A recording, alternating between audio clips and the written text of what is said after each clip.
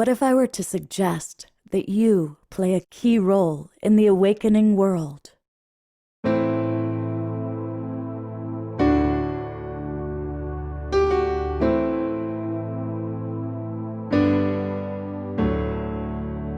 that you are watching this because you have heard the call.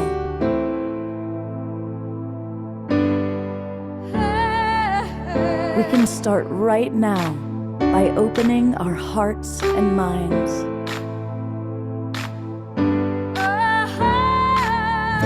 Welcome to the awakening world.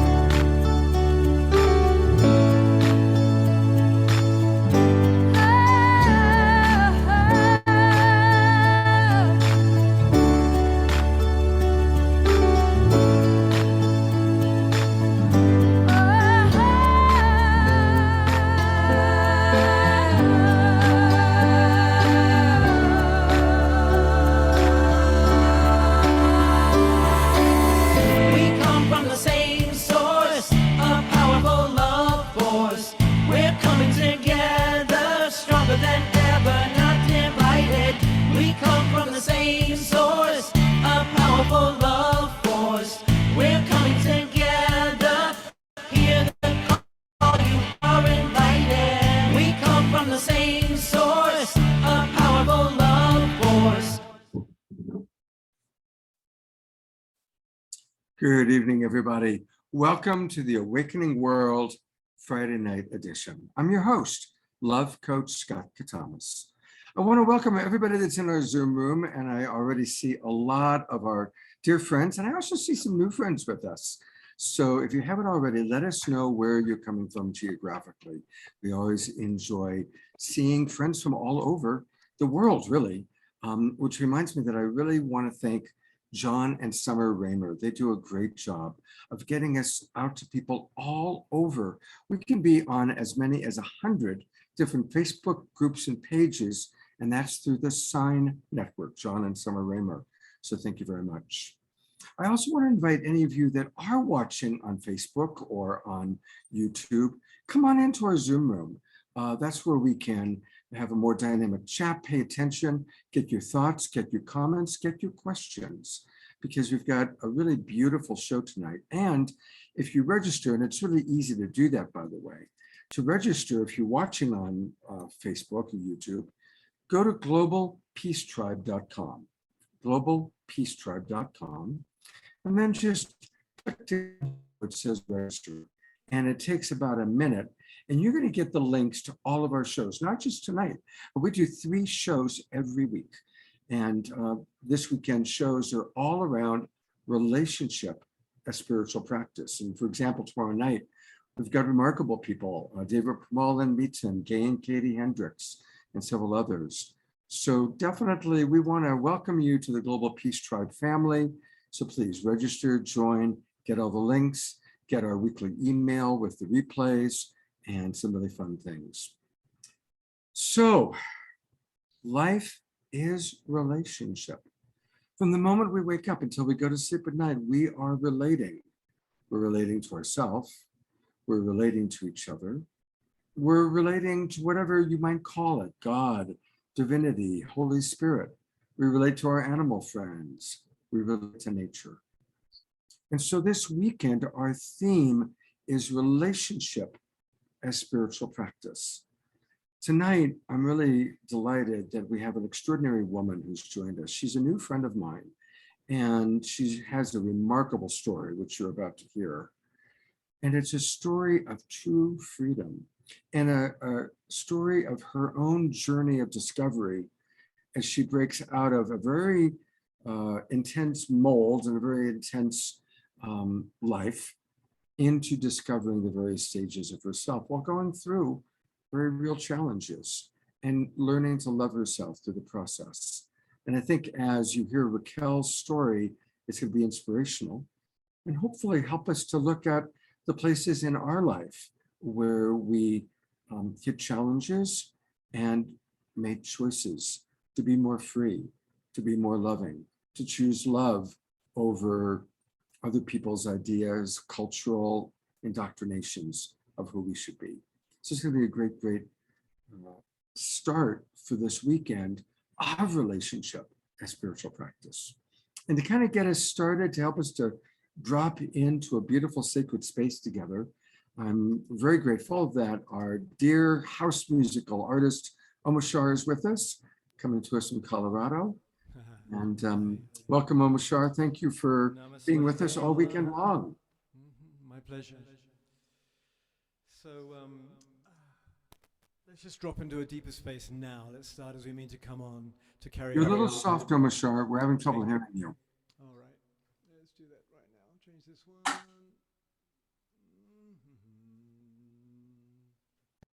one. So I was just saying, let's start as we mean to go on. Let's drop right into the center of our heart and allow this song, One Heart, One Mind, One Soul, to take us a little deeper.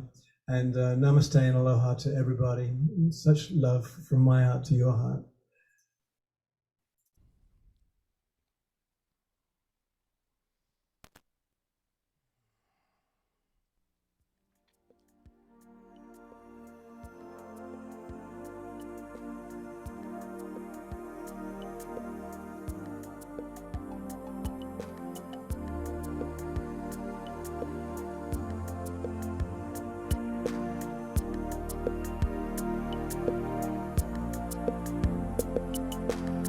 Sometimes it feels so hard to move along, saying goodbye to yesterday. Take heart, my friends, there is a new song bringing us back to our homelands. When something troubles you, just call out my name. I am the one who loves you. Be still within. Hear what I say. Give me the chance to be with you. We are one heart, one mind, one soul, working together to heal. And there are no walls between us now. It's a celebration of union. So when you're feeling down and on your own, take a look around. I am in everything. Give me your burden, walk into my arms. I will lift you up, I will hold you. One mind, one soul, working together to heal. And there are no walls between us now. It's a celebration of union.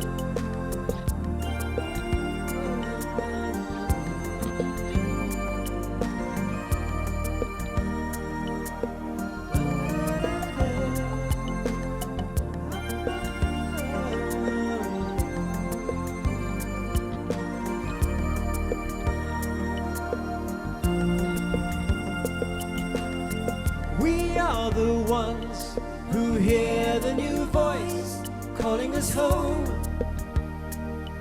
to freedom. Fear not, my friends, there is a new place full of new joys and happiness.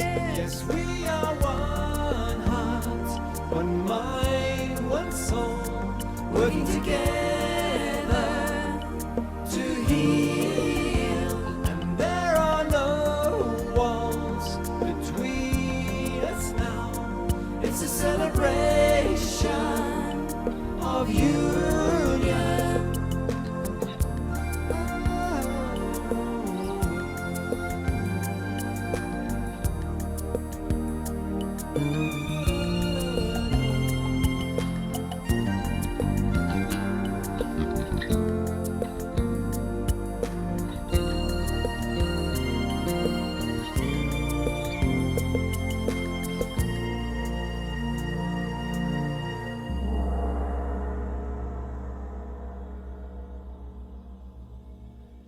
love that little gong song, the little gong thing at the end. That's like a I know, right? new, yeah, how, it's beautiful.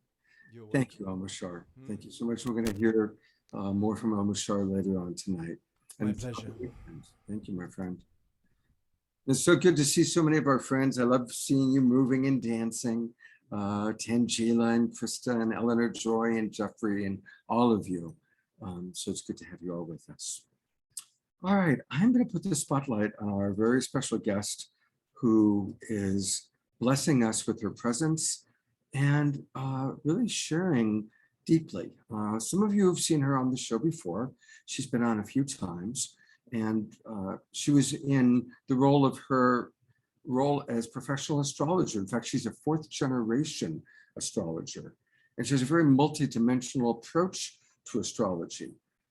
But tonight, Raquel is going to go beyond her beautiful abilities as an astrologer, and I've asked her to share her story with us as I got to know her and her very unique history.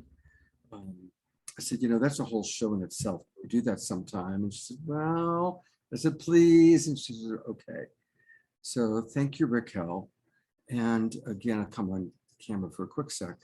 And, you know, we're framing this. And again, as we listen, look, we're here on this world to learn to love, starting with ourselves.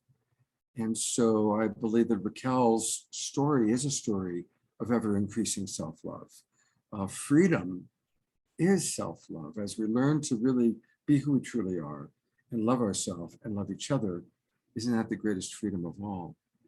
So with that, Raquel, thank you so much. And I'm gonna turn it over to you to share your beautiful story with us. Thank you, thank you, thank you. Can you hear me, Scott? You sound great. Perfect.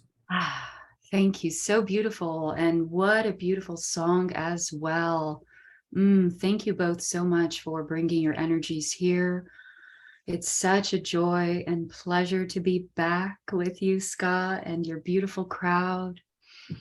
And I can see many of my beautiful community here as well. And seeing these names, you know, it just lights me up. It lights up my heart, it lights up my eyes, and I am just so overwhelmed with gratitude to be here with you today and that you're here with me too.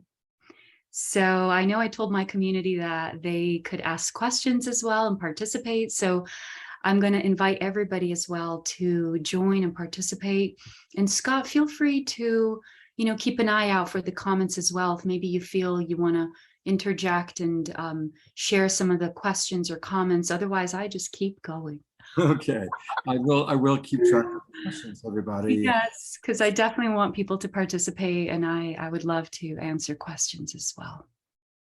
And if you don't stop me, I keep going. So relationships and love.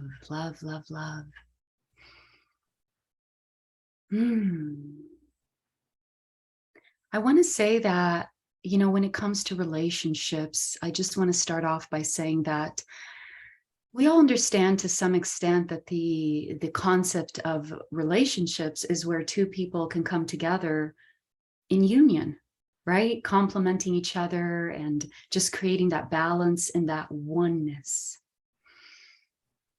And if you stop to think about the concept of union in a relationship and how important it is, right, for all of us at the end of the day, that's what we're seeking.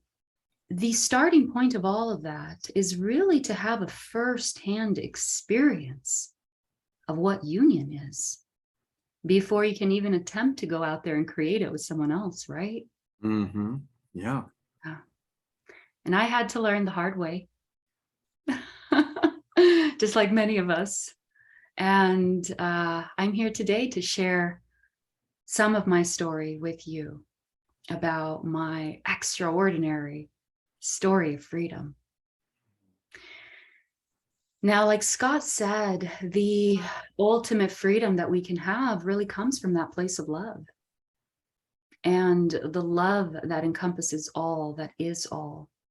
And this is a very, very, very intimate experience with self. And so I was blessed to have a life full of contrasts that really initiated this process for me of love, self-love, and relationship to self in a very profound way. So I may skip around a little bit back and forth between my story to gather some pieces, but really focus on this aspect of self-love and the concept of union and relationships around that. And I'm going to start off by saying that, those of you that know me as the 4th generation astrologer that is always talking about the alignments and the planets, some of you know a little bit of my story, but not too much. I don't usually speak about that too much. But I do have a very, very unique journey with freedom. And that has been at the core and center of who I am and what I do. It's a part of my blueprint and my signature. And in order to understand that concept deeply, I had to first experience what it was not. And so in many ways, I like to see my life as a series of events that created the necessary environment for me to experience the very opposite of freedom. And not just the physical aspect of freedom, but emotional, mental. I was born and raised in a cult. And this is always a starting signature of who I am and part of my story, because it really it occupied most of my life here in this timeline. So I was born, my parents were part of this cult, and I was in it for 27 years of my life. So I didn't know anything else. I didn't know life beyond that. And it was its own little world and planet and environment, and in many ways its own prison. We were not allowed to have contact with the outside world. It's so funny. Sometimes I wonder if my parents watch me talk about this, how they would react. They know it's true. And I come from a place of neutrality, and there were many important things for my journey in that time of my life, in those 27 years of my life. But it was also a very controlled environment. One of the core purposes of the cult was to prepare for the end of days. So as a child, I remember being really, really, really young and going through very intense things that children should not have to go through in preparation for these end of days. When we were taught, since the day we were born, we were taught that we were born to be martyrs and to die for our faith. So we were trained for that. Wow. And I remember at the age of 2 being spanked because I was showing signs of fear. And we were not allowed to show signs of fear. It was very much like an army. They used to call us the army of Jesus. There were songs around that. We were trained in very specific ways that many would call brainwashing. But then again, we all have our experiences with that, our own set of programming and brainwashes that we have experienced. And even as I share these parts of my story, I want you to know that I'm only sharing this with you so that you can relate to the parts of my story that you find significance in your journey. Because in your own way, you also went through brainwashing, programming, abuse. And so this is not in any way to come on and be like, look at what happened to me. This shocking event. This is one of the reasons why I hold back a little bit from talking about my story, because everybody wants to immediately go on the life on the cult. And yes, there are so many stories. I mean, I could write books on every aspect of it. That was just unbelievable. But that's not my focus. And so I want to just really remind you as we continue that I'm only sharing this because I know today, I know that I had to go through such a deep contrast of what that prison was, so that I could know what it was like to also be on the other side. And know that with the same intensity that I experienced one I could also experience the other with the same power, with the same intensity. So I knew that my path was very unique in that. I remember being very, very young, and even in the cult, I was very lonely. I was very alone. Even in the cult, I was considered an alien in the sense that nobody could relate to me. I couldn't relate to anybody, even my own family. My family dropped me off at the age of 11 in a sort of a concentration camp, if you will, for other teens my age. And there were like 50 to 100 of us, just the actual children from, I want to say I went there at age 11. So around 10, 11, all the way to, I believe, 21 was when you reach the full maturity into adult. And we had like different ways that we were separated into groups, and we had specific trainings that would revolve around our groups. So my parents left me there because that was the right thing to do at the time. And at age 11, I was disconnected from my family, and pretty much have been ever since. And so going through things that were so intense and so drastic, I now remember crying to God so many times and asking why. I look around, and even the children in the cult around me don't seem to be going through things as intensely as I am. So there was always this next level initiation that I was going through, or so it felt from a very early age. And I remember asking God, why me? Why are things so intense with me? And I remember just immediately receiving, because you are going to lead many people one day. And in order to be able to lead them, you need to go through every single emotion that they go through so you can understand. And I remember hearing that as a child and getting more angry. Uranus on my ascendant was just like, I will not have that for an answer. I did not understand. And so it was just a series of events, years after years, or year after year, that eventually led me to the ultimate, I guess, apex of the whole experience with the cult, which was when I finally left. Now, I left at the age of 27. It was one of the most traumatic experiences of my life. And this is what I call my first death. I've been through a series of very deep, intense situations where I've had deaths. Now, these were not clinical deaths. These were very profound stages of the evolutionary process that we're all a part of. And this has to do with a very strong, abrupt disconnection of your association with yourself, with life, with everything that the ego can identify itself with. And I've been through a series of those, I believe 3 altogether. And this one was the first one when I left the cult. And this was such a profound one for me because all the way from age 0 to age 27, I was fervently taught, not only taught, but it was crammed into my brain. I mean, at the age of, as soon as I could read and write, I was already memorizing whole pages of the Bible. And so much that we had to memorize and go through in preparation for all of that.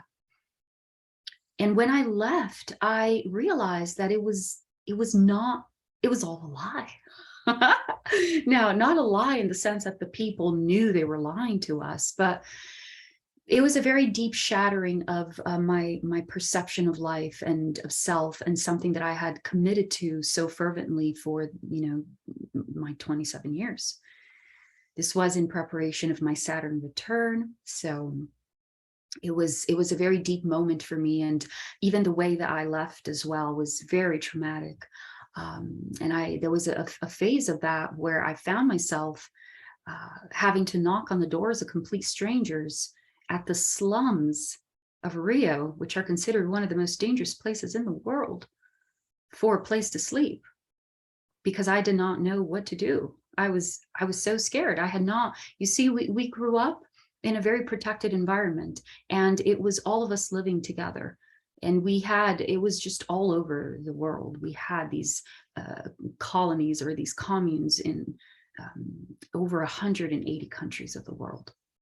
And so there was a lot of action and movement in between us ourselves through the different countries. This is where I learned my English. We all had to speak English so we can understand each other. But we lived in these huge hippie-like structures, these old like commune type of environments. And it was intense. I remember growing up, being in my early 20s, and we were always a phenomena to everybody. There was always academics and people wanting to study us, and people coming to visit us, and then being so curious and fascinated and wanting to join. And I'd be like, you don't want to join. I tell them, if you can live with other people, I guarantee you, you can do anything in life. I guarantee you. Fact, because it's already hard enough to live with your own family, or with your own spouse, right? Your own children. It's already hard enough. Now, can you imagine living under the roof? Now, of course, we lived in big, either farms or country houses or even mansions. I've already lived in, we had to be in big places that would house a lot of people. But it was always 50 people was like the bare minimum. It was always close to 100. 70 was the standard. I remember the most I've ever lived with was 125 people. And it was a house that was so big that they even had an elevator in the house. Who creates an elevator in the house? Anyway, memories, just so incredible. And so living with so many people. And I would be like, there was no peace. I remember thinking to myself, I just want silence. I just want silence. There was always lines for everything, for the bathroom, for the food, and it was so intense. And then, of course, the different standards of living, what people considered cleanliness, what people considered respectful, not respect. I mean, it was always so intense, and it did not stop. So it's so funny, because even nowadays I see so many people wanting to come back into community, and I think it's so beautiful. But sometimes I look at people and I'm like, you don't know the reality of it. You have to really be ready for this, and it really needs to come from a place of the integration of the chakras and the, all the centers of desire and ego, because if not, it can be intense to live with a lot of people. So, Raquel, I would love for you to share your steps of gathering the courage. yes, Like before. God kicked me out. It was beyond my control, and that's why it was so traumatic. I had no control over the situation, and I was literally kicked out on the streets with nowhere to go. Wow. And that's why I was left knocking on the doors of slums and complete strangers that look at me and thought it was a spoof, and they couldn't even believe that I was knocking on the door asking for a place to stay. They did not prepare us for the outside world. They did not want us to be prepared for the outside world, because they wanted us to be inside. So we were not allowed to have contact at all with the outside world, unless it was to do the mission, raise money, and so forth. So I had no clue how to get around, and I did not even know what to do when I was thrown out in the streets. So that's where my death happened. I had no courage. It was my time to go. And because it was so ingrained in me to be there, I did not have the courage, even though I knew in my heart, like, I was in deep depression every day. I cried for years, and I didn't understand what was happening. I knew I was here for more, just like so many beautiful starseeds. I remember being in the schedule to clean bathrooms, and just that in and of itself is like a 2-hour job, and going in the bathrooms and cleaning and being like, I don't mind cleaning bathrooms. It's okay, but I'm not here for that. Like, what is wrong? What is this place? Like, there's so much that I know in every cell of my being. I was born knowing what I'm here for, and with a very deep connection to spirit that was only enhanced actually through being in the cult. But it was really trusting. It was that trust that, like, I know so deeply nobody can take this away from me. And so even through the hardest initiations I would go through, I knew I had to keep going. I had no option, because I knew in my heart that there was a reason, there was a path, and I knew what I was here for. So I was just quiet, I was silent, and I just one day at a time. And so when I finally left, it was such a deep heartache to be ripped apart from something that I had dedicated my life so fully to. The same passion and fervor that you see in me here, it's just a part of me. And so I developed that in the cult as well, and especially in my relationship to Jesus, which at the time was what we were really taught about. So when I left, it was this very deep sense of loss and betrayal. Betrayal from the one being that I trusted and I gave my all to. In spite of all the temptations and the desires of the outside world, I was firm in my knowing, and I was dedicated, and I gave it my all. And it was all a lie. I was so deeply, I remember my heart ached so bad, and I would just wail, and like if I lost a loved one.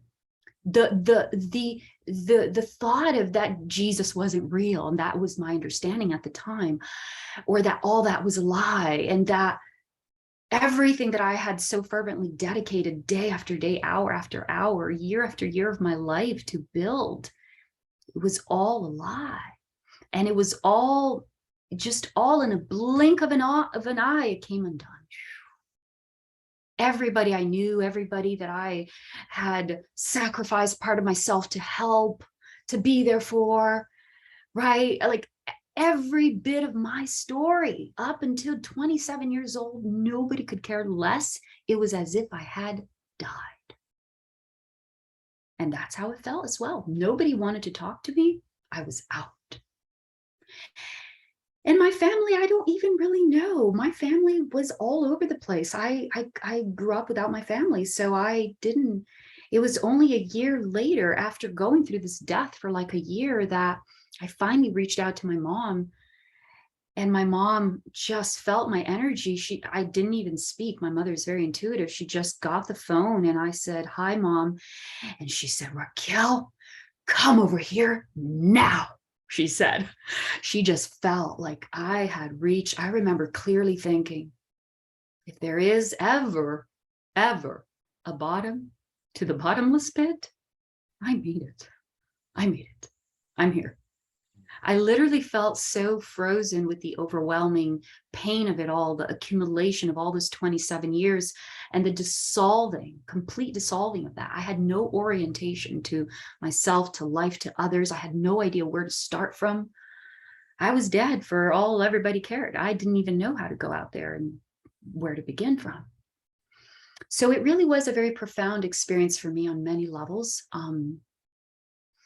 And that was the beginning of a new phase of my life, where I really, from the bottom of the bottomless pit, I remember one day thinking to myself, I remember just lying in bed. I didn't even have a bed. It was a mattress without sheets on the floor, and that was my bed for a while. And I remember lying there and thinking to myself, if there is ever a bottom to the bottomless pit, I've made it. And just sitting there. That's it. I have nowhere to go. And I want to just emphasize this space, because this space that I started to sink into is a very, very important phase of this death process, because I was there again after this, a few years later. And being able to really understand this point of the journey as a sort of a zero state, where you receive a reset. And it quite literally is psychological too. You know, I'm sure there are different chemistries in your brain that just kind of fizzle out and fritz out, and there is some sort of a short circuit or whatever it is, and there's a reset. There is a loss of perception, a loss of identity, a sort of disorientation, a complete numbness, but not even the numbness of the closing your heart. It really is just a zero state. And in that state is a very, very sweet spot very sweet spot. And I want to emphasize that for anybody hearing this right now, because I know that many of the listeners that are here with us tonight have already experienced in their own way the zero state. This is where you reach the point where you have no more strength to cry. Mhm. You have no more ability to fight, to resist. You've already done that. You've already spent hours or days or years doing that, and you finally reach full surrender of what is. I'm going to come in for a second because this is a fascinating point. Mm. And it's reminding me of what Deepak Chopra teaches about the void. That when you have gone through the dark night of the soul, or you've hit total surrender, you're in a void. You're no longer trying to make anything happen. You're just in the void. And it's from the void that creation can take place. So Exactly. yeah. And it is also about the process of the detachment from just the ego perception. Because as you're going to see, as my story progresses into freedom, this is a very crucial part and one of the very first beginning stages of even being on the path of freedom is your ability to be in that state of what I today call non-attachment. Now, this is a really beautiful state because when you start to become aware of the state, not necessarily as death or the loss of the identity or the loss of the ego, but really as a different place, a neutral place of being, you start to see everything differently. You start to relate to life differently. And when you can relate to life without that strong attachment to things, you're already in a different dimension. This is the dimension of freedom. The very first beginning stage of being on the path of freedom is your ability to live every moment of your life in complete presence, in complete passion, but without attachment. And this is attachment to the story, to the identity in the story, the need to have that be a certain way. And I want to invite the listeners here to really reflect on that and even use this as an experience in your life. Take the opportunity when you can, if something comes to mind now, you can do it now, or tomorrow or later as you go through your day. And just notice that moment where you feel unhappy with something. Doesn't matter what it is. It could be that someone left their plate and didn't wash their plate, or it could be that the person didn't call you back, or whatever it is. Just notice that thing that you feel upset about. And after you notice that, ask yourself, let me play around with this. Let me use this as an opportunity to play around with non-attachment. Can I go through the situation? Yes, I would still very much like this person to call me, or I need this person to complete this task as they said they would. But can I go through this experience without the attachment to the outcome? Practice that. This is an emotional state of being. And you're going to find that for some things, it may be easier than others. And as you go through this exercise, you can see yourself really how many things we have attachments to at the end of the day.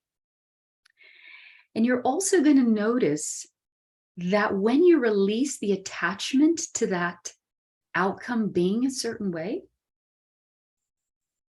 and you still go through the experience, you're still very present, you're still expecting the call, and you'd still like to have the experience, right? But you don't have the attachment. If it doesn't happen, you are not giving your emotional power away to that situation in fear and frustration, which ends up just backfiring on your body and your emotional field and so forth. So if you can go through your experiences with that, you already are well on the path of freedom. And that in and of itself gives you a really strong sense of power. And not just a sense, it's an experience. Because what's happening here is that instead of giving your energy away to the situation, giving your power away, you are conserving it. You're using that energy to better reflect on the situation, to make decisions, to engage if need be. And so you start to operate on a whole other level. And this is why I emphasize key parts of my journey. And this zero state is one of them. I was blessed to have the experience of this very profound death that happened 3 times in my life, where I was deeply, deeply in a state of death. And because of that, it was my gift in it is that one of them is that I've been able to really understand this aspect of non-attachment, the nature, the transient nature of our experiences. And so to be able to appreciate every moment, the beauty of every moment, really be able to go through every part of your experience, but without the emotional attachment to it. And if there is one gift that I can leave with you to the listeners here tonight, it's that. Practice that art of the art of emotional detachment. This is how I like to call it. This is the very first step toward freedom. Because when you're able to learn about your power and not give it away in situations that are, it's just low frequency and it's coming back to you in disharmony and dis-ease and so forth. So when you are able to just reach more of that place of neutrality, you're more in your balance, you're more in your power. And from this place, you are absolutely able to access the wholeness, the self-love, which you're going to see how it comes next into my story here. How are we doing, Scott? Good. You know what? Let me read a couple of the comments because we just got some people sharing a little bit. And I think you'll find it interesting to hear what people are sharing. Yes, I would. And how, what you're inspiring.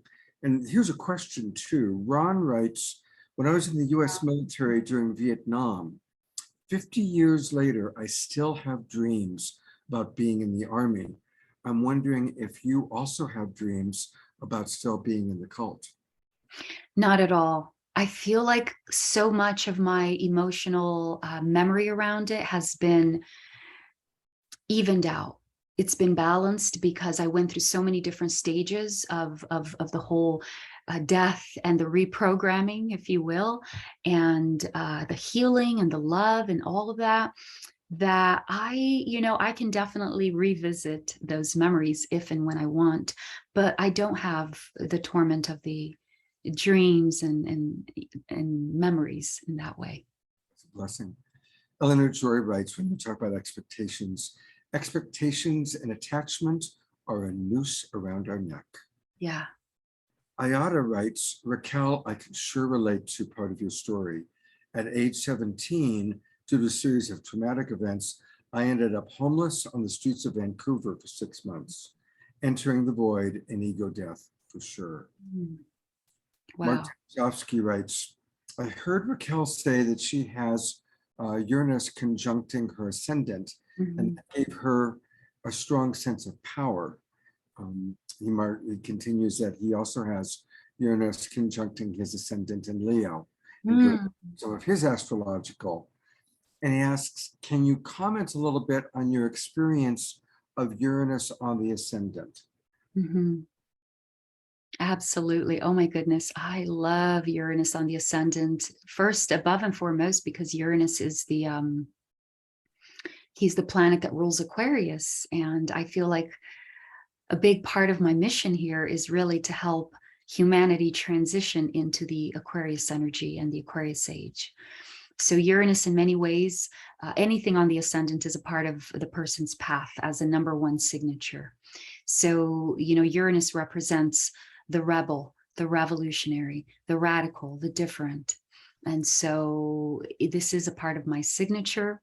I have experienced Uranus in many ways in all its shapes and forms in my life, including in the drastic, unexpected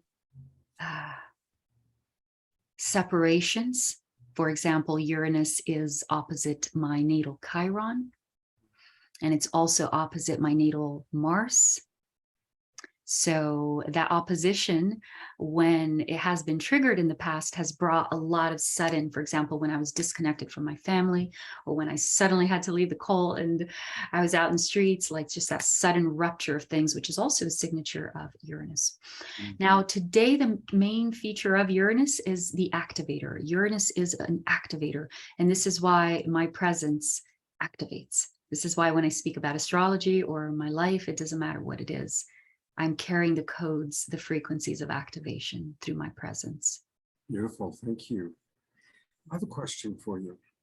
So you were raised for 27 years to believe in Jesus, and you had this experience of Jesus, and then extraordinary disillusionment. How did your relationship to Great Spirit, whatever you want to call it, how did it kind of rise from the ashes of that disillusionment? Well, that's a great question. And that would create a very good segue into the next stage of my story. So if that's okay, I can also continue. Yeah, perfect. Yeah. So after leaving, I was extremely traumatized with anything that had to do with spirit, with God, with religion. I did not want to get close. So, I went through a very profound journey of closing myself very drastically to anything. And I made it loud and clear to the heavens and the earths that I was done. I had wasted 27 years of my life, or so I thought, and it was all a lie. So leave me alone. Don't get close to me. I'm going to take care of myself for once in my life, because I was brought up for 27 years learning that I had to be there for Jesus and for others. Let me be for myself now. And that's where I was at. So I just kind of secluded myself from everything, everyone. Slowly, I went with my mom, and I was there for almost 3 years, just kind of slowly. My mother had already left the cult. My whole family actually had. I was one of the last ones. And so I went with her and just slowly starting to kind of rebuild myself, and just, got my first job, and really just in that process of crawling my way back into reality, and a brand new reality at that, because everything was new. Now, I have to say that even the fact that I was outside of the cult, that was a little stage of freedom for me, because I will tell you that I clearly remember the first time that I was like the master of my own decisions. Oh my God, like even to deciding what clothes I was going to wear for that day, that was decided for me. Like everything was decided. We had leaderships. There was different stages of hierarchy in the cult, and they would tell us when to travel, when to go there, who to go. They were the ones who told my parents that they suggested it would be a good idea to leave me at that center. So the leadership would do everything and tell us to do everything. So when I left the cult, it was like, whoa, I can actually choose to eat that. Like everything was so controlled. I remember having the first television in my room at the age of 30 and just being like, oh my God, a television in my room. Yeah, so I went through the stage where I didn't want anything to do with God, nothing to do with religion. And I just wanted to live my life and make the decisions for myself and live whatever else I had left to live of my life. I was already in my 30s. So I really blocked everything that had to do with spirit and the heart until I found out 3 years after I had just left my mother, had my first boyfriend after leaving the cult. And funny, he was also from the cult, but he had left much earlier when he was a little child. But we were together for almost 3 years. And we went to live together. And as soon as I moved in with him, that was my very first apartment that I had, my very first living space, which was a big deal for someone who grew up with so many people. okay, now I'm going to settle into my life. Guess what? I had cancer. And I was like, no way. You have got to be kidding me. And it was just that like complete, not only denial, it wasn't even the denial, it was just like the complete disbelief. Like, is it possible for God to pick on someone so much? It was complete disbelief. Like it didn't even make sense. I was healthy. You know, I always, even growing up in the cult, we had a very healthy diet, and, you know, we never took any vaccines. It was just very pure. And I was young. It didn't make sense. So after my initial stage of disbelief and the doctor affirming that you need to have surgery, you need to take this out, like this is, if it goes beyond this, it can be dangerous for you, it started to settle in. And Scott, that was when I opened the door again. It was beyond my will at the time. It was literally this another state of like, I don't know what to do.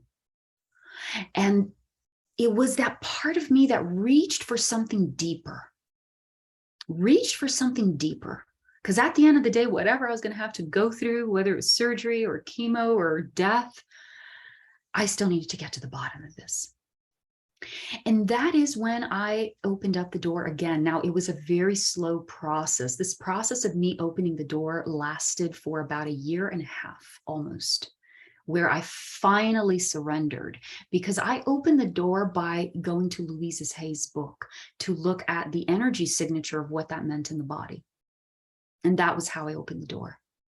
And when I opened the door through Louise Hay, and I found out that it really had to do with holding the vibration, the signature of deep pain and rejection, man, I looked back and I said, oh my God, well, starting with when I was 11 and my parents left me at the center and never saw them again. I mean, and it was just over and over and over again.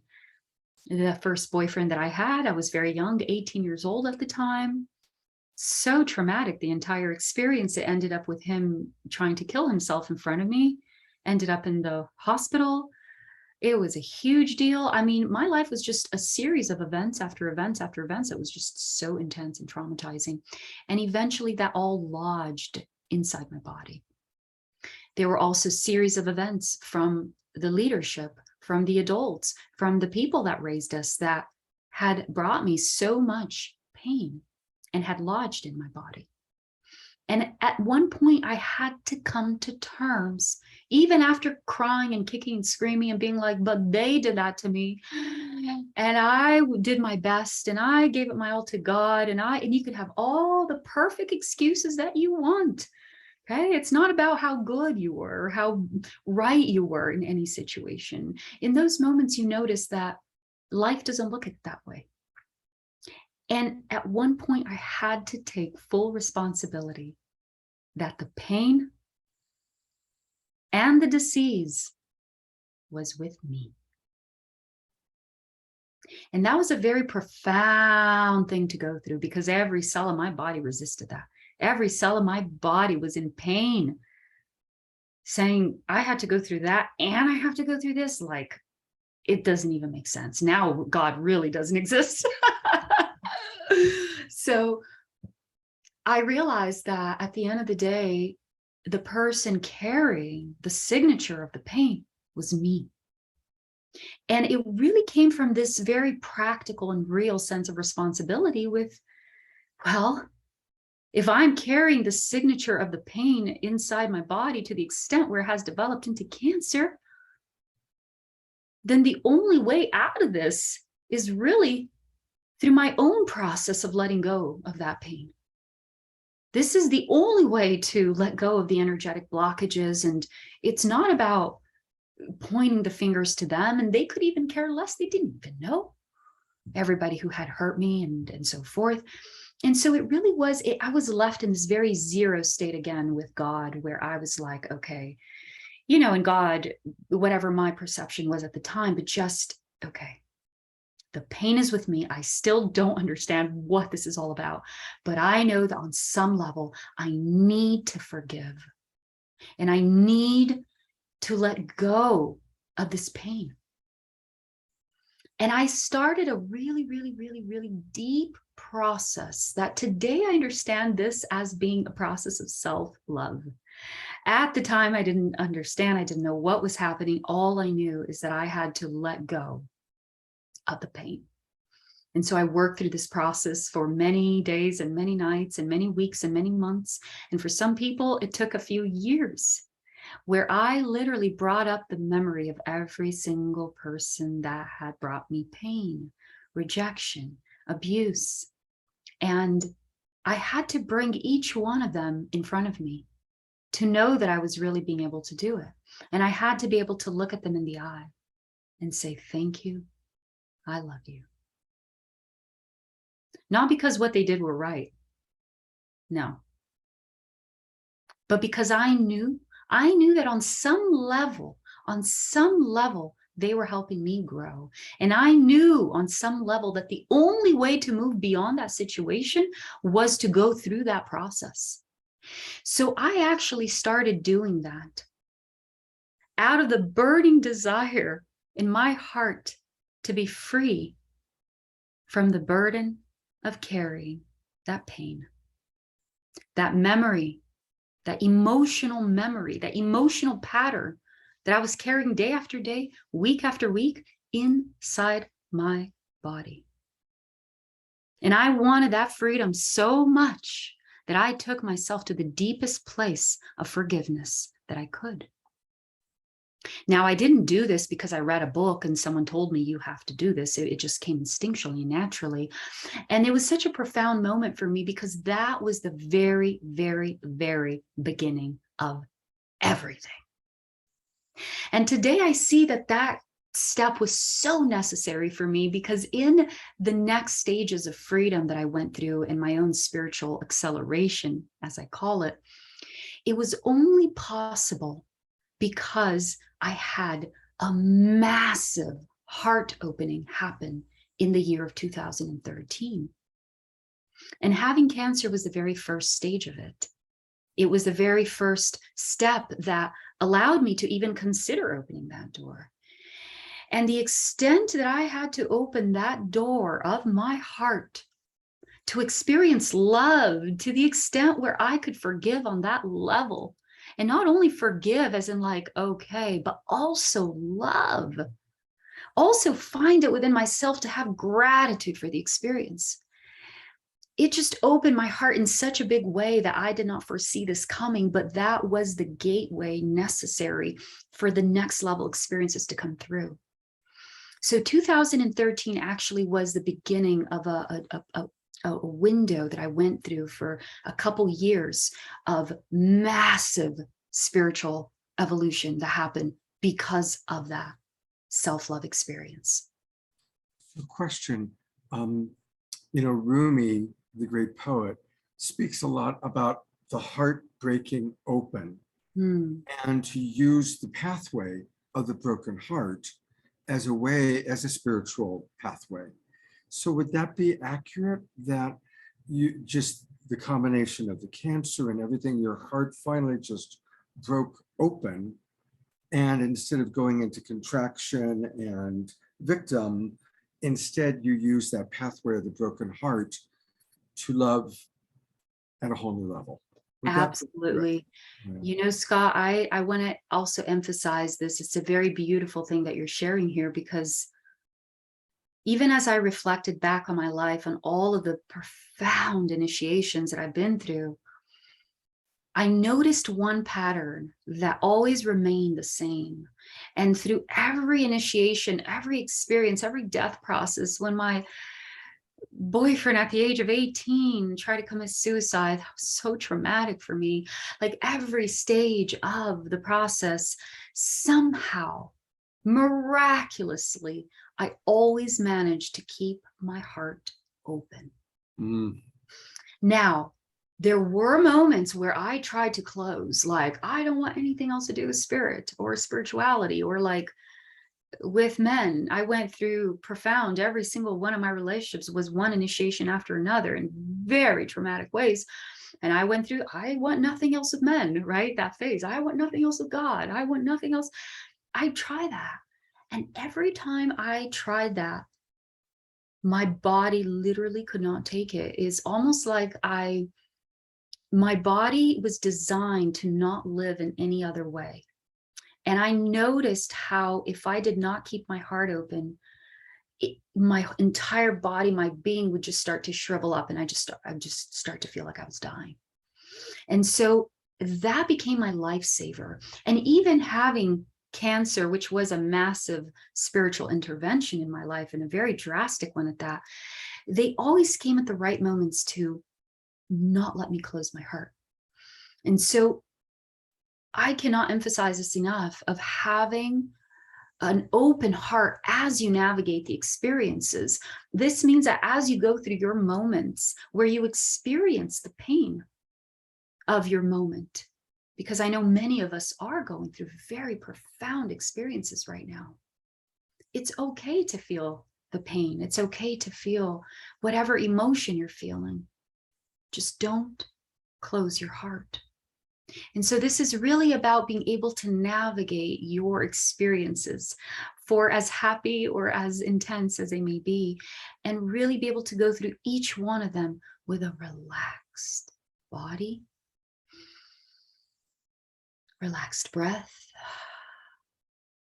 and relaxed heart.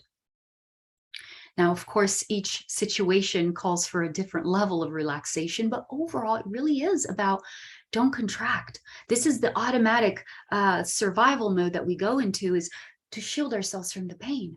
And it's become such a programmed over and over and over again for so many thousands of years that it's instinctual.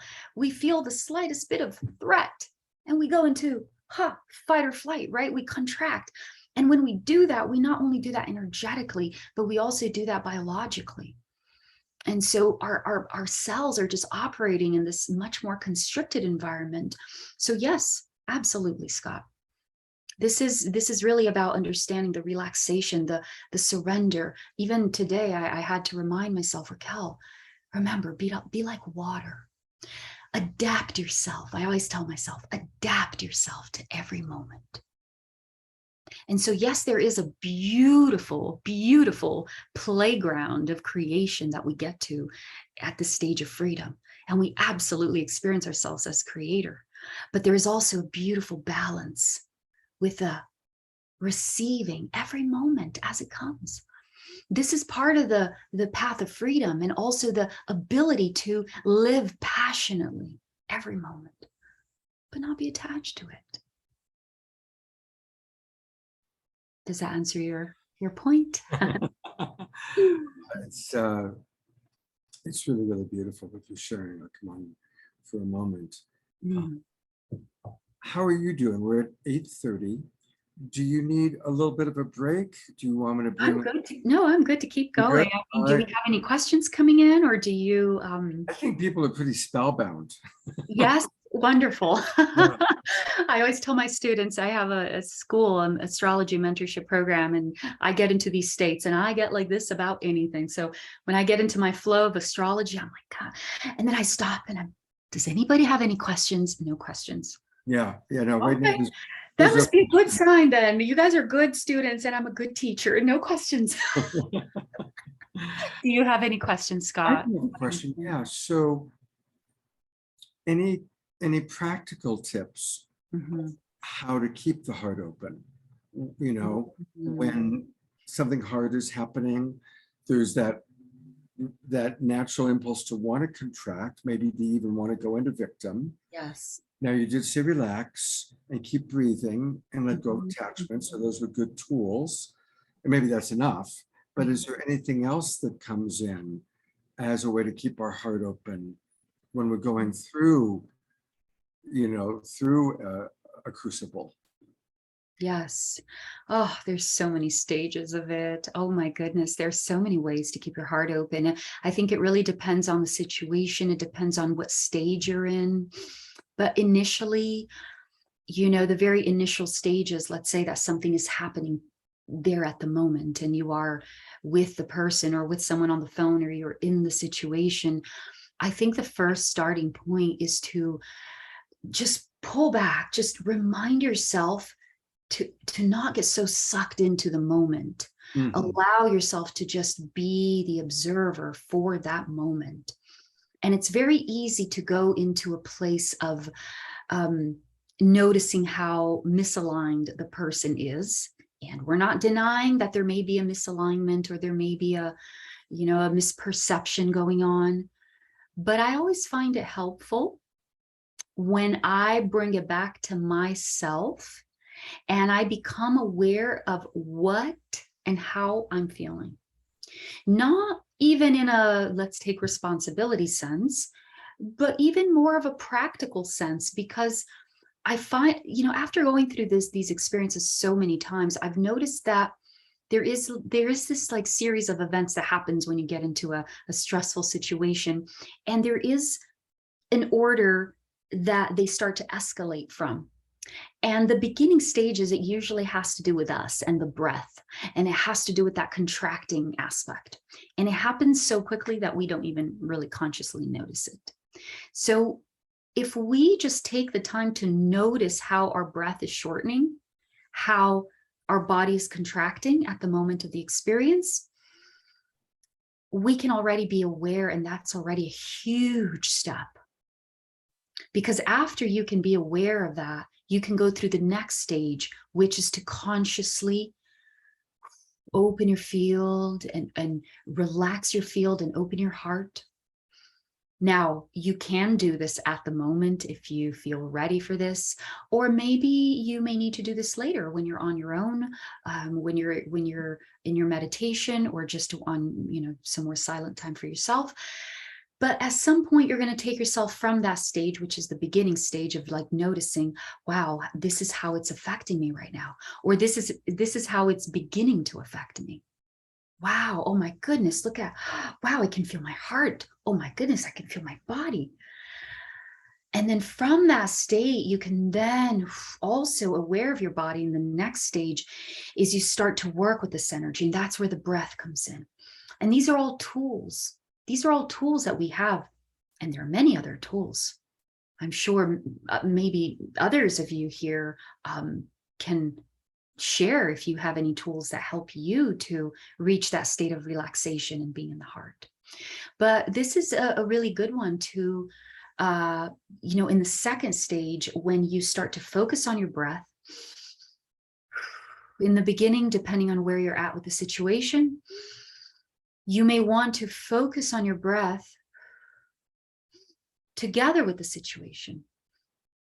And so you're really using your breath as a tool to not bypass the experience, because it's so easy for that emotional,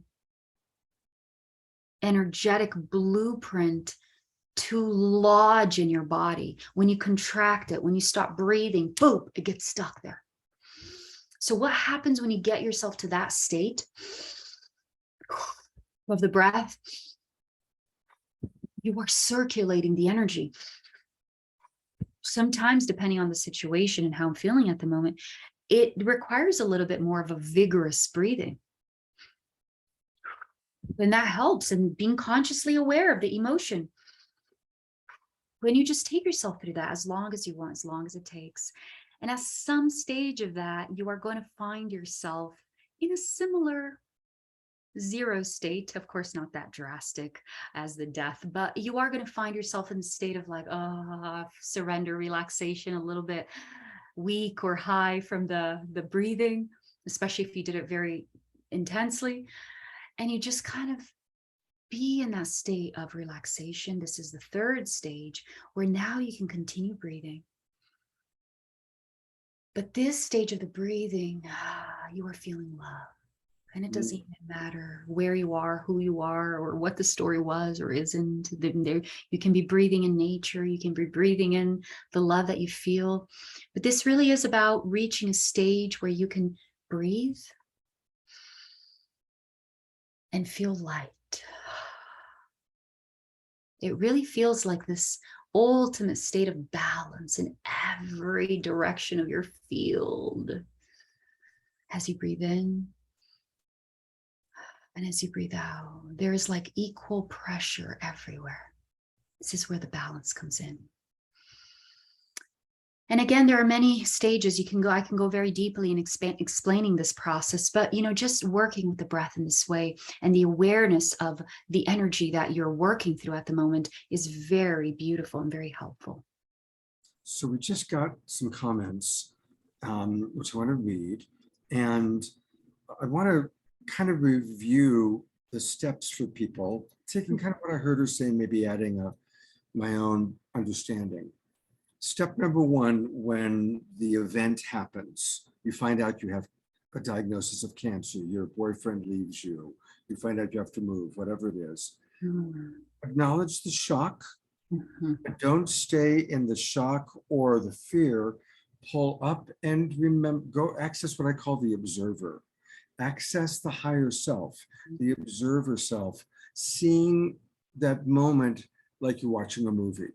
Oh, wow. In the movie of my life right now, I just learned that I've got 30 days before I have to move or whatever it is. Like access that observer part of yourself, access it so you're not lost in the story and the drama. Then once you've stabilized and been able to access that, then go into breath.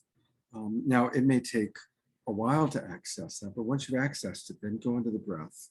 And remember that we've learned that trauma is stored in the body, it's stored in the cells, and you cannot release trauma through talking. You can only release trauma through sound and movement. So, maybe like she said, a heavy breath. And honestly, when I'm upset, I do jumping jacks and I make sound as I do it.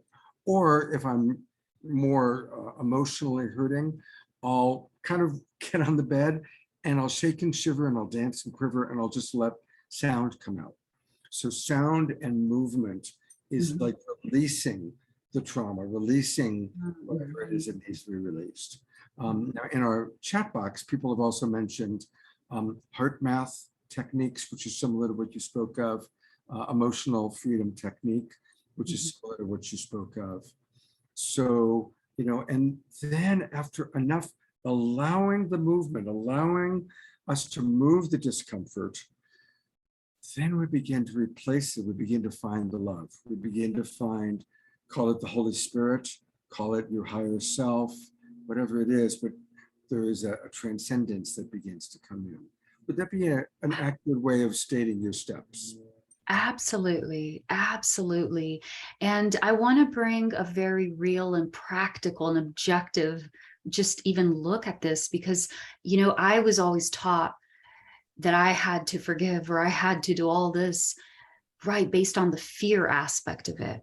Otherwise, I'm not going to be good enough, or I'm not going to be spiritual enough, or all those things. But from a very real and practical perspective, what you're doing when you're even in the very initial stage of being the observer, when you're just looking at it, what you're doing is you are, first of all, you're allowing yourself to not just be sucked into being the victim of the story, which is actually going to help you move beyond that story much faster. So you're actually doing yourself a favor. It's like you're storing points. You're getting steps ahead by just being the observer, noticing that energy in your body right away is the first step. Why? Because the next stage you're going to do is you're going to work with that energy. Because here we go, from a logical perspective, from a very practical perspective, when you are in a situation that is confrontational in some way, it generates a very strong energy. You generate that energy. That's how powerful you are. You generate that energy. So it's not that the energy is good or bad or right or wrong. It's just energy you generate. Now, it's the emotion behind that energy that dictates what happens to that energy. And at this stage of the path of freedom, what I am having fun with and experiencing as a creator is how to use this energy as it is generated through the conflict, through the passion, as with the contrast. And so to be able to understand these signatures as an energy that I'm generating and not be able to be confined or limited to the repressed aspect of it, but to understand that it's power that I can use. And so you only get into this stage of being able to access your emotions as power when you're able to leave the victim mentality and wanting to fight or flight. It's their fault.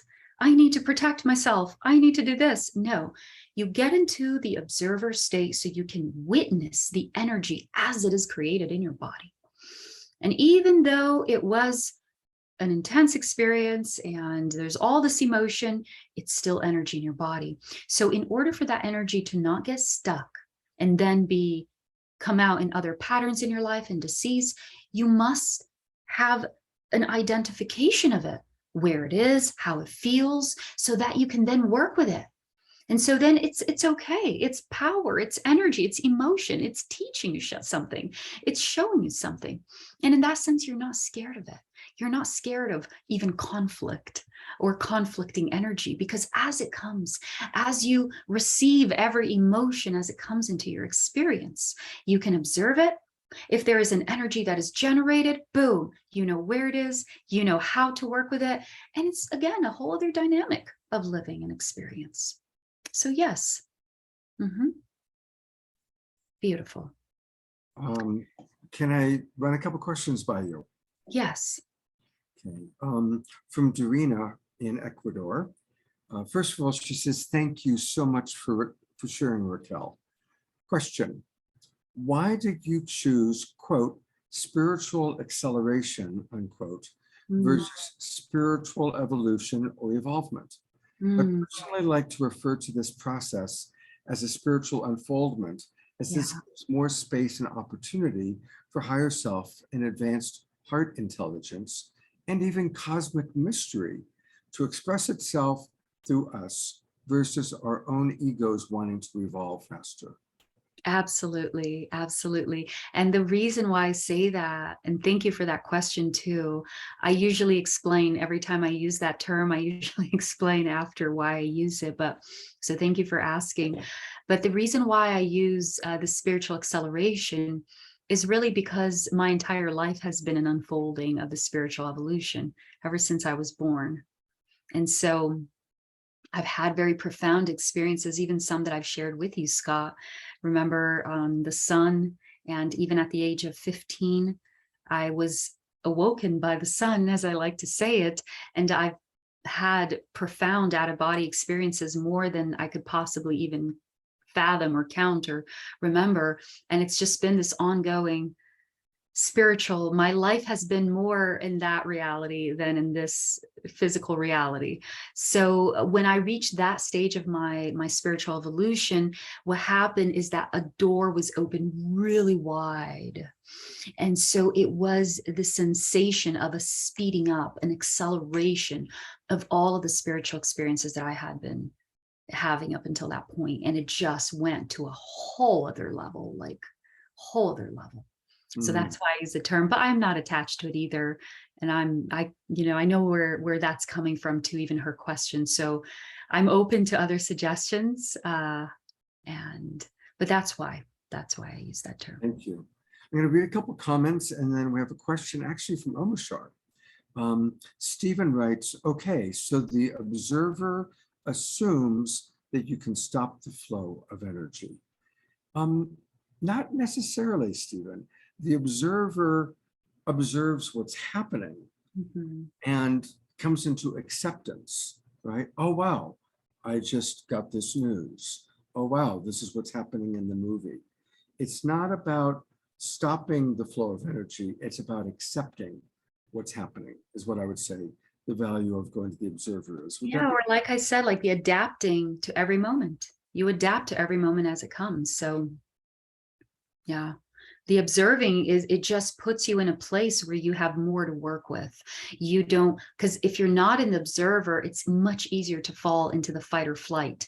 And once you're in the fight or flight, it's a lot harder to pull yourself out of it.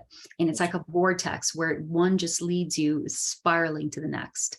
And it's just such a dark place. And we've all been there at some point. So it really is, the observer really is that initial place of maturity where you're like, oh, I'm not going to go there. So you're observing the situation instead of reacting to it. You can observe it so that you can then respond to it. Another way of putting it from a biological standpoint, she mentioned fight or flight. When we go into fight or flight, when we go into the reptile brain, when the reptile brain takes over, because we're in victim mode, we have very limited options. When we're in reptile brain, our only options are fight, flight, freeze, or fawn. Those are the only things we can do. Yes. And none of those are particularly effective unless we really are in physical survival, which is rare. Most of the time, we're not in physical survival. But when we go into observer, we're actually in a different part of the brain. We're in the frontal lobe, which is the empathy center of the brain, and the observer part of the brain, where we can see the big picture. And from that place, we can actually make healthier choices. We have many, many, many more options of how to manage this situation than if we're stuck in reptile brain. So that's the way of putting it. Exactly. And again, it's not about good or bad, right or wrong. It just really is a stage of evolution that we're at as humanity. So biologically, we're having these massive upgrades purposely so that we can receive more of our awareness, more spirit into the physical experience. So even the aspect of being able to be the observer or have more self-control over our emotions, have more emotional intelligence. These are all preparations for our biological body to reach a level of maturity and evolution, physical evolution, to hold that much awareness in the body. I hope I wasn't too complicated there. Ron gave a wonderful example just now. Yeah. So I'll read it. He writes, I've been through two very traumatic experiences in my life, a near-death experience in 1984, the death of the woman I loved in October 2019. Oh, I know, Ron, I know. Ron is a dear member of my community. Much love to you, Ron. I feel you, my dear brother, in my heart. So what's the question? Well, it's not a question. It's actually, he's sharing his process. Those two especially, but also a few others, have brought me to a point where I see myself as a golden ball of light first, and then the breathing comes in. But the light is what I always go to first in order to ground myself, to feel peaceful. Because once I do that, the only thing that really matters is love. I might start by feeling like Humpty Dumpty. The shell of my body has become so completely broken open that the only thing left is love. Beautiful, beautiful, Ron. Thank you so much for sharing that. We all have our unique code to this, to access the state. And some of what I'm sharing may help, but others of you have your own way. And I'm so grateful, Ron, for you sharing this, and anybody else also that wants to share how they get into that state, because it ultimately, more and more, I'm seeing that there is no one way to do it. There is no right way to do it, but it really is about the experience of what we need to go through in order to reach that state of remembering, right? And for some people, it's going to be the visual, the visualizations. Other people, it's going to be the feeling, the tangible. Other people are very audible, and like with music, sometimes I know people that will listen to frequencies and immediately they're in that state. As soon as they wake up in the morning, first thing they do is boop, put the frequencies. So it really is about finding that secret code for you that allows you to access that. Thank you, Ron. Omashar had a question, and I'm going to go ahead and just put the camera on you, Omashar, so you can ask it directly. Hi, Omashar. Hey, Raquel. Thank you. Yes, I'm being totally wowed by your experience here, and it just repercusses through my being, because there's one of us here and we're all helping each other to arise. And I had an experience, a deeply heartbreaking experience, a couple of years ago, and I noticed as it was coming, it was just so all-encompassing that I saw myself burying it as it was coming up. Literally, it was so much, and I could feel everything was just coming up for me just to burst into, I don't know, 1,000 stars maybe. I'm getting prosaic here, but I noticed I buried it. And I'm wondering where I buried it. Where did it go? And I know that somewhere I'm carrying it, and I don't even know how to access the emotion anymore to find out where it is, if this is even a reality, to free myself of it. And maybe it's a generic. I don't know. I'm going to shut up right now. But do you have any clues as to how I can dig it out, or do I need to dig it out? Or, it's interesting bringing it up and sharing it. Yeah. Yes, thank you so much for being vulnerable and sharing that, because it takes a lot of courage to, share the parts that we have repressed in the past or that we are repressing. And, to some extent, we all have something that is repressed and wants to be given a voice, even for as small as it may be, even if it's just something with your spouse or something with a friend. And so this is really about uncovering as many levels and layers as we can of what is repressed, because there was this stage of freedom that I got to where I realized that, oh my goodness, this is what it's all about. It's about living with a light heart. Freedom is living with a light heart. You have a light heart, you have a light body, right? And it's in that state of lightness, quite literally. It's a tangible lightness that you feel in your body. It literally feels like it's pounds or kilos, as they say it in my home country in Brazil, lighter. So there are many levels and layers of uncovering what else am I repressing. Sometimes if you want to go deep, you'll notice throughout your day, there are things with the people around you, the people you work with, the people, your loved one, your beloved, that you go by, you notice something, but you don't say it, you repress it. So it really is about being aware, and you can be aware of that by your body. This is a really key part. The more you develop the self-love, when I opened the door to my heart in 2013, in that moment, and it was a long process for me, I started to simultaneously develop a very intimate awareness of my body. An intimate awareness means that I am hyper aware if there is an iota of density in my field that I'm just not used to it. It's not part of my signature. And if there is, I am hyper aware, and it's like, my whole field goes into alert so that I can pay attention to that. So you do reach a stage where you are very aware of your body as a natural byproduct of a deep sense of self-love, self-awareness, where you're not doing it because you have to, okay? You're not doing it because you have to remember, oh, let me see where the energy is. No, you don't have to remember. You just naturally do. You're aware of it. So one way, in light of this, one way to know is, do you have pain in your body? Do you have any disease? Do you have places where your body may be revealing signatures of that density?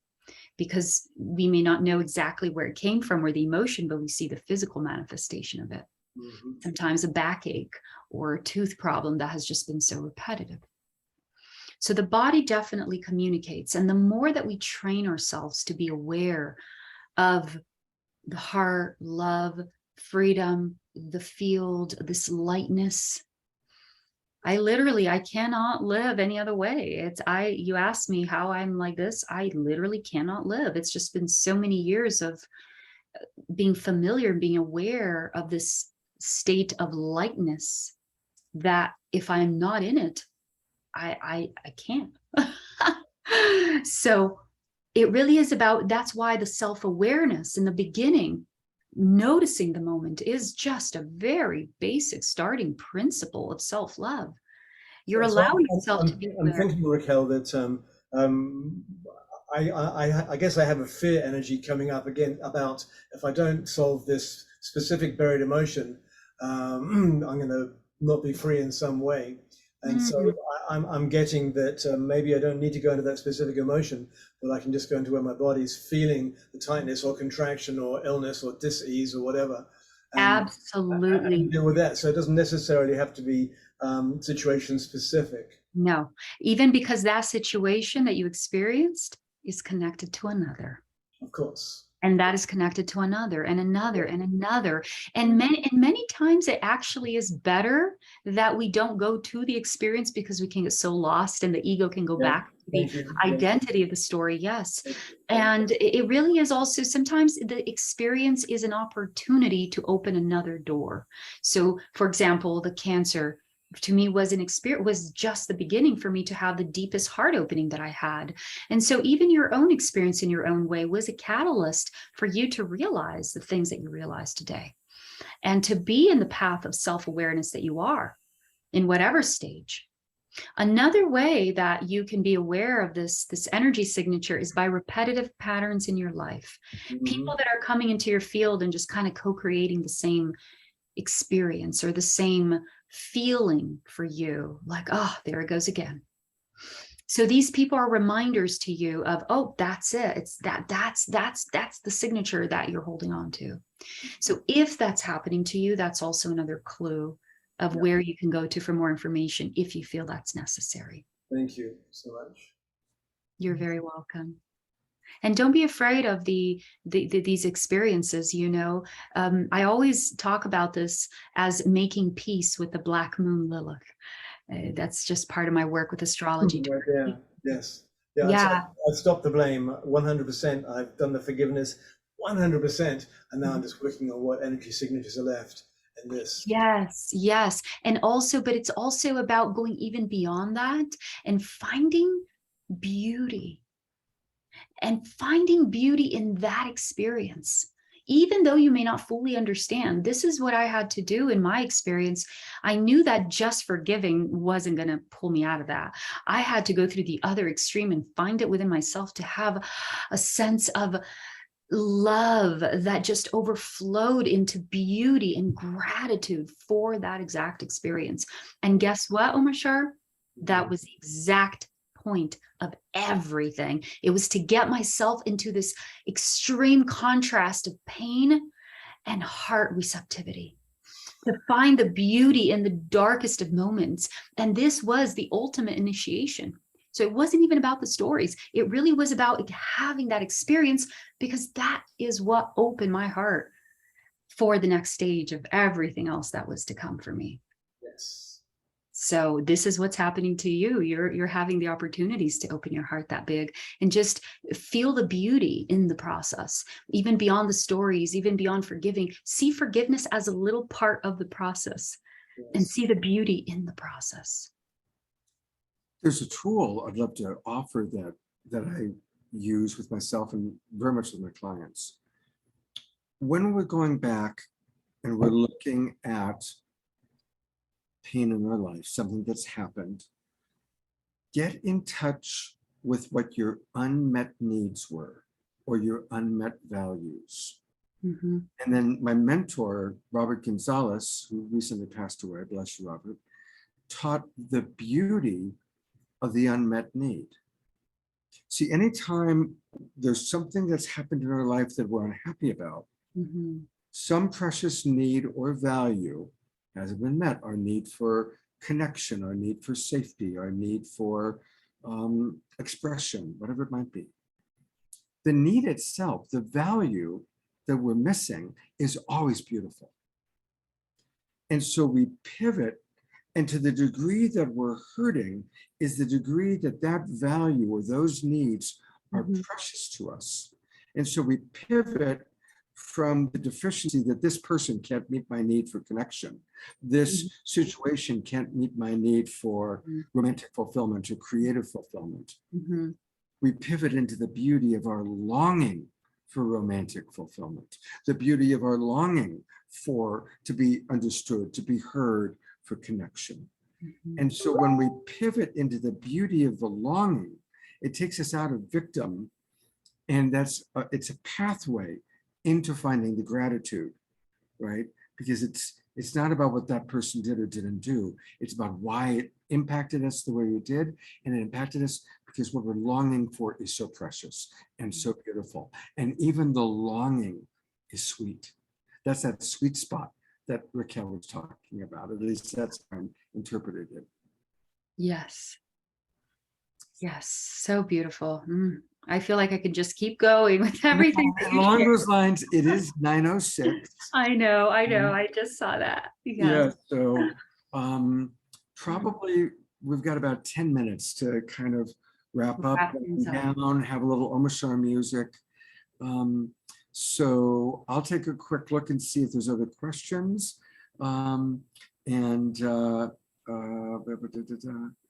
Just we're getting people that are really appreciating. Oh, Mark has this. Here is a protection mantra given by a friend of Paramahansa Yogananda, Reverend John Lawrence. In the name, through power, and by the word of Jesus the Christ, a wall of living flame is built around me, and I'm thankful for this great protection. Beautiful. Thank you, Mark. Thank you. That's beautiful. So All right, I'm going to disappear myself and Omashar so that you've got a few minutes to conclude, for now, your beautiful story. Obviously, next time we've got to turn this into a day long. Scott, yes, I had the pleasure of meeting Scott in person a few weeks ago, and we got together just to meet each other in person, and I shared a great part of my story with him. And yes, I had the honor of sharing that much about myself and my life. And Scott, there's so many different stages of my spiritual awakening, evolution, and my work with astrology and who I am. And I want to thank you for this opportunity to share this much, because this is a lot. And this already is enough to give the viewers and the listeners in our community here a lot to meditate on and feel into. But in closing, I want to really bring this to the beginning aspect of union, right? The relationship, and ultimately the relationship to self. So really bringing this full circle here in the understanding that if we are going to even attempt to look at relationships in a spiritual way and call in a partner that is going to create that union with us, we must begin with the full awareness of what that union first means here. And this union is being in this complete state of awareness, surrender, gratitude. And to be in the state of wholeness, you can't be blaming, you can't be giving your power away to all these sources. And this is why it is a step-by-step journey into returning into this wholeness. And with me, in my case, it wasn't anything that I had planned, quote unquote, from a conscious level. I didn't know what was happening, but it was a series of events throughout many years that led me to see it this way today and understand that even the concept of union and relationship with another is still just the starting point, because from that place, it just keeps growing. We start to experience oneness with life. We start to experience oneness, in my case, since I work so closely with the planets, with astrology. I mean, I started at 15 years of age with the sun. Today, I have a profound relationship with Gaia that Scott also is aware of. And many different aspects of my reality, whatever that means to us at that moment in time, but every aspect of my reality that is this dance of union with what is, as is, without judging, but observing, noticing the perfect interplay that is happening in this dimension for evolution to occur. And the more that you begin to notice, the more you don't need to be a part of it in those ways, because those ways are only there to help you evolve. And once you do, you start to work with other ways. And it is a much more freeing way of living, for sure, much more empowering as well. But to me, the real juice of everything is really the state of oneness that you're then and only then able to experience with the rest of life. And then, of course, share with your beloved is always a joy. It's always the icing on the cake, right? To be able to share that state of oneness with your beloved. But it really starts within. It really starts with this. And if we're blessed, we have a human beloved to share it with. Yes. And if that's not what's happening in our life at this time, there's always the eternal beloved. Again, what Rumi wrote of when his beloved was murdered, he learned to find the beloved through the eternal beloved, which is that relationship beyond human relationship that, again, it's not as juicy sometimes, it's not as fun in the human realm as it is when we have a human beloved. But it is, again, a stage of our evolution.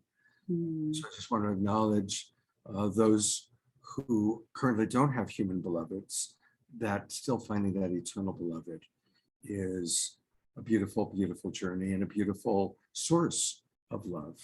And there are many different stages of union as well. We were talking about that, right? So there's many different stages, and it doesn't just have to be with a beloved. I mean, you can go into very deep stages of union, even with others as well, in ways that our mind is getting ready to understand about, because we've been programmed for so long to think of union as a specific pattern. But we're outgrowing that, and we're getting ready for some next level experiences of union. So for those that are not here to be in physical union with one beloved, there is many ways to be in union with life that are can even be deeper and more intimate. It's true. I want to send everybody, I just put your bio into the chat box, but for those of you watching on Facebook, her website is very easy to find because it's her name, raquelspring.com, raquelspring.com. And she has ongoing workshops, ongoing classes. She's becoming more and more in demand and busy. Raquel, is there anything in particular on your website while we're looking at it that you want me to direct people to? Yes, if you want to scroll just a tad bit lower where you see the option to sign up for the newsletter, right there in that golden box, that is the best and number one recommendation, because that is where I announce everything. By the way, I have this little, there it is. Beautiful. Snow. There it is. Yes, that was in Maine. I used to live in Maine before coming to Sedona. So I've actually been having these full moon gatherings with my community where we get together live like this in Zoom once a month. It's a free gathering where people from all over the world come together, and we just kind of go through the energies of the month to bring that sense of peace and knowing and awareness and love and community. And so it is a time that once a month we gather together. I'm about to send the logins next week for the next Pisces full moon. So that's a great place to start. You can sign up to the newsletter and join our community that way. Now, And of course, if you want to have a personal session with me and experience this. Are you still booking private sessions? Are you still over that? I'm a couple months booked out in advance usually, and right now I believe October is my first opening. But yes, if you want to reserve your spot, go ahead and reserve it. Yes, I'd love to work with you. A reminder that she lives in Sedona, which is where many of us are going to gather for the first Global Peace Tribe retreat. And I know many of the people that are in our Zoom room with us right now have already registered for the retreat. So maybe if somebody books a session with you in October, they could actually meet with you in person. Depending on the time, because I'm also going to be a part of the retreat. So I'm going to be very busy during that time. But if there's a few days, some people, they plan on staying a little bit before, a little bit after, then yes, we can definitely coordinate something in person. Yeah, I would. But we will definitely meet in person. At the very least, we will get to hug and look into each other's eyes and exchange downloads in a physical way. So yes, look forward to that. And again, everybody, register now, get the early bird discount for the retreat. It's going to be fantastic. We've got great music. People like Raquel that are going to be there. We're going to share meals together. There's a psychic festival. There's the Super Conscious Music Festival. Every night we're going to have our own unique evening. We're inviting some really fun luminaries to be with us. And definitely for those of you that are traveling, come early, stay later, because once you're in Sedona, it's such a magical place. And then that's where you can get, your private session time, hopefully with Raquel or some of the other people that, are part of Soul Search. So it's going to be fantastic.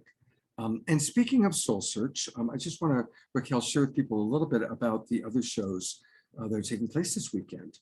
Because Krista Collins, who might still be with us, her camera's off, but Krista Collins is going to be my co-host for tomorrow night and for Sunday. And again, continuing this theme of relationships as spiritual practice.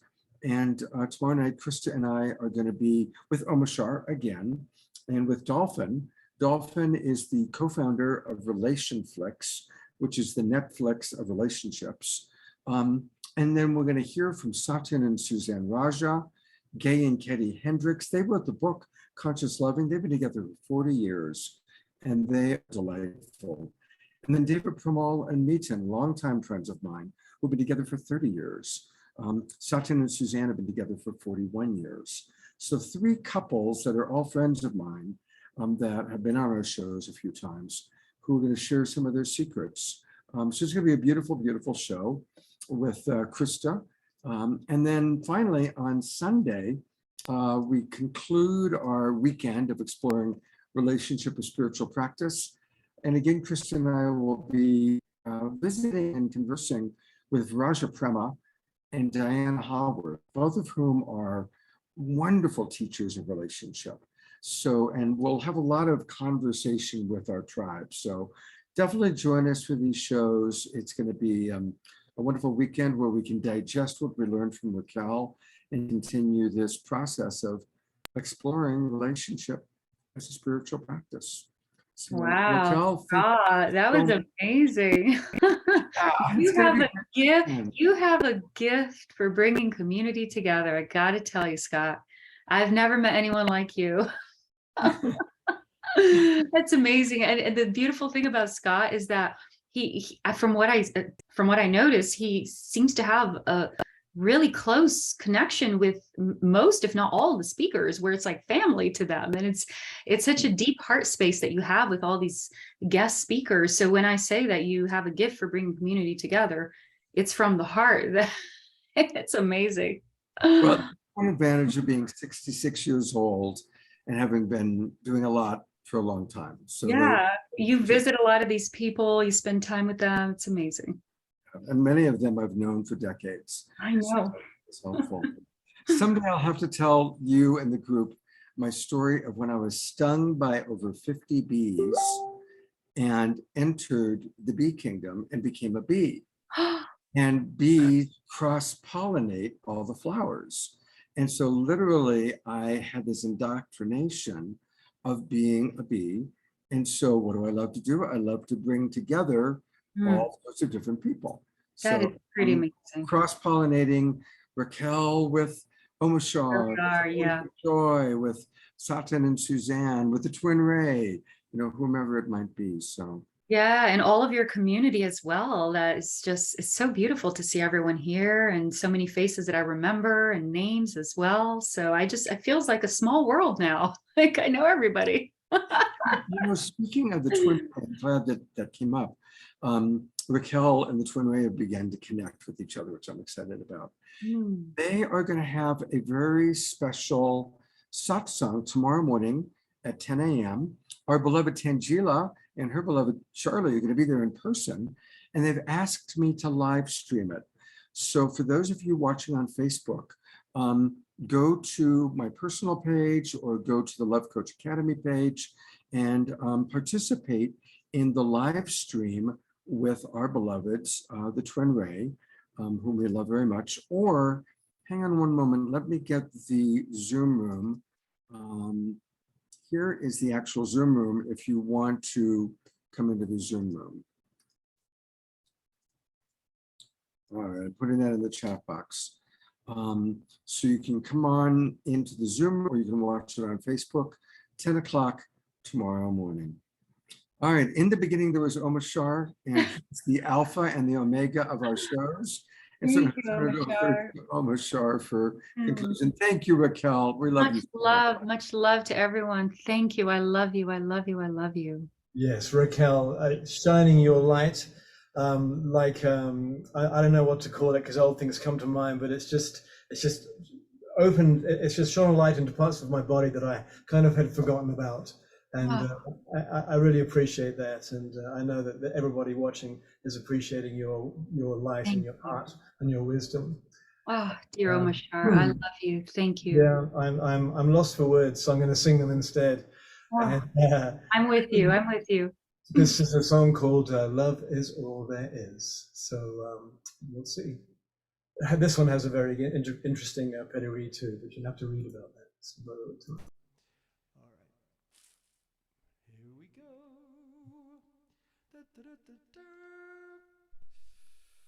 Are we all sitting comfortably? Then I shall begin.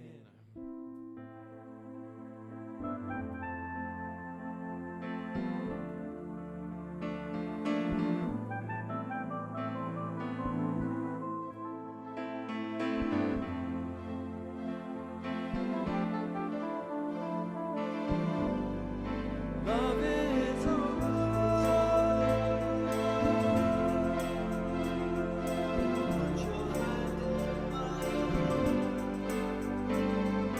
keep open your heart. We are loved divine. Love is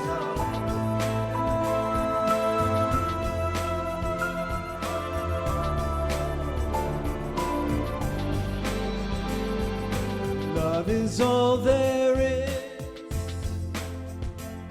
Love makes you feel good. Love is perfect.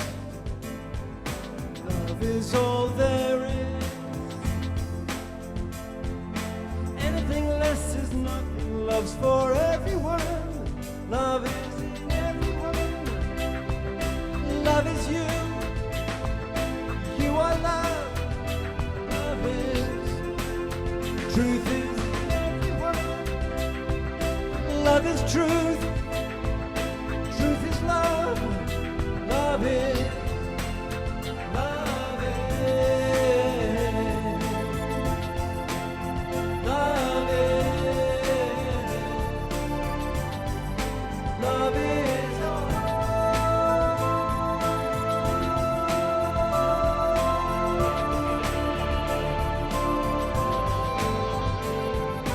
Love is not a dream.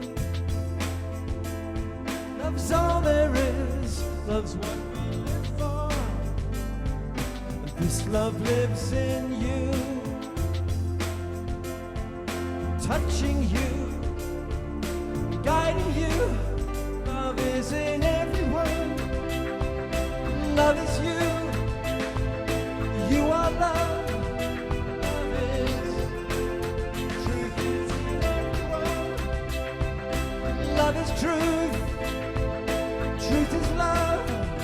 Love is. Love is. Love is.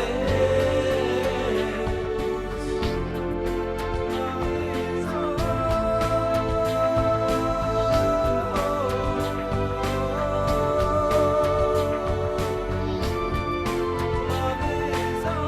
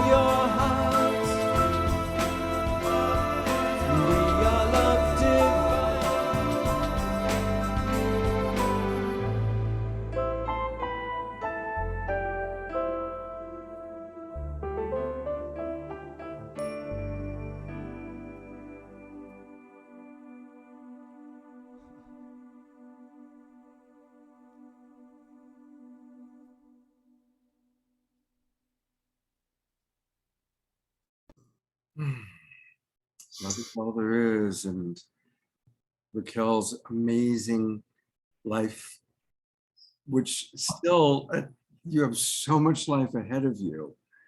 And thank you for being such a beautiful example of leadership in the new paradigm and bringing so much love to our world, Raquel, and Omashar, through your music, through your precious heart, and everybody watching on the Awakening World. What a beautiful tribe we all are blessed to be a part of. Yes, we love you, Scott. Thank you so much. I love each of you. Consider yourselves activated. Consider yourselves with your heart open just a little more. This entire experience over here, this entire time together really was for that. It was to help us open up a little more, open our hearts a little more, and that has been accomplished. So thank you for joining, for being here. Beautiful. That was perfect. Thank you, Raquel. Thank you. Good night, everybody. Hope to see you tomorrow night. Have a wonderful weekend. Talk to you soon.